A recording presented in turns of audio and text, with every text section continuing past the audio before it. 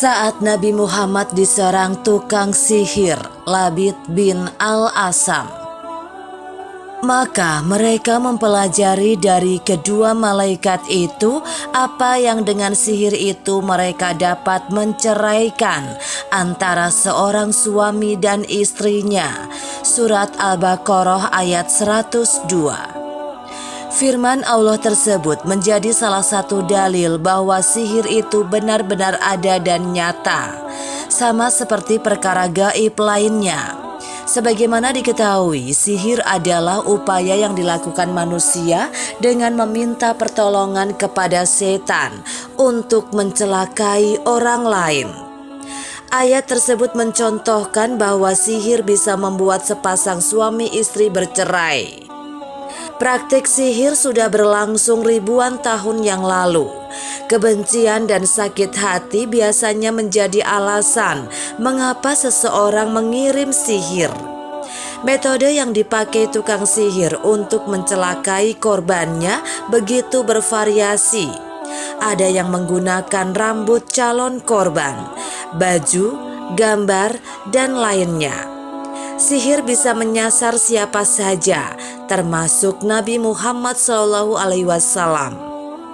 Seperti diriwayatkan Asy-Syaikhan dalam Bukhari dan Muslim, Nabi Muhammad SAW pernah disihir oleh Labid Al-Asam. Dikisahkan suatu ketika Nabi Muhammad SAW pernah membayangkan telah melakukan sesuatu, berhalusinasi mendatangi istrinya satu persatu. Namun ternyata beliau tidak melakukannya. Kepada Sayyidah Aisyah, Nabi Muhammad SAW mengatakan bahwa Allah Subhanahu wa Ta'ala telah memberikan jawaban atas pertanyaan yang pernah beliau ajukan. Jawaban tersebut disampaikan oleh dua malaikat. Aku kedatangan dua laki-laki, salah seorang duduk di sisi kepalaku, seorang lainnya duduk di sisi kakiku, kata Nabi Muhammad SAW kepada Aisyah.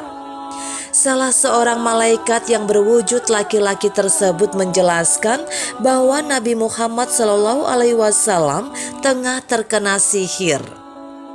Labid bin Al-Asam adalah pelakunya. Kata malaikat tersebut, Labid menyihir dengan menggunakan sisir dan rambut Nabi Muhammad SAW serta kulit mayang kurma jantan. Sihir Labid ditempatkan di bawah batu di dalam sumur Zarwan. Maka keesokan harinya Nabi Muhammad SAW memerintahkan Ammar bin Yasir dan beberapa sahabatnya untuk mendatangi sumur Zarwan. Mereka mendapati bahwa air dalam sumur Zarwan berwarna merah kecoklatan seperti air perasan daun pacar, sementara kepala mayangnya seperti kepala setan. Satu riwayat menyebutkan bahwa gulungan sihir tersebut dibiarkan di dalam sumur. Nabi Muhammad SAW tidak meminta untuk mengangkatnya karena Allah Subhanahu wa Ta'ala telah menyembuhkannya. Beliau juga tidak suka menyebar keburukan kepada orang banyak. Nabi kemudian meminta agar sumur Zarwan ditutup. Sementara riwayat lain menyebutkan bahwa gulungan sihir tersebut diangkat dari dalam sumur. Setelah dibakar, buhul tersebut memperlihatkan tali dengan sebelah simpul yang susah untuk dibuka. Pada saat itu turun wahyu surat Al-Falaq dan An-Nas, Mu'awwizatain kepada Nabi Muhammad SAW. Setiap Nabi Muhammad SAW membaca dua surat itu, maka terbukalah satu simpul tali itu, dan demikian seterusnya hingga 11 kali. Sejak saat itu, sebelum tidur, Nabi Muhammad SAW selalu membaca Mu'awwizatain, Al-Falaq dan An-Nas. Ada yang menyebut Al-Ikhlas, Al-Falaq, An-Nas sebelum beliau tidur.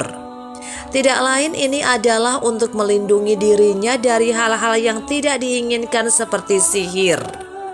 Kalau seandainya beliau sakit parah, maka Sayyidah Aisyah yang membacakan surat-surat tersebut dan mengusapkan tangannya pada tubuh Nabi Muhammad SAW. Said Ramadan Al-Buti dalam The Great Episodes of Muhammad SAW tahun 2017 mengatakan bahwa sihir yang menimpa Nabi Muhammad SAW hanya berpengaruh pada jasad bagian luarnya saja. Artinya sihir tersebut tidak sampai menyerang hati, akal, dan keimanannya.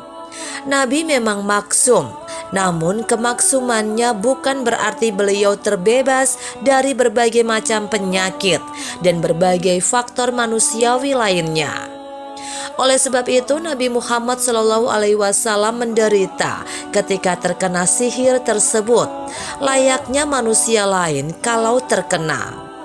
Ketika seseorang mengalami sakit keras, maka wajar kalau dia diliputi khayalan atau bayangan akibat dari sakit yang dideritanya itu.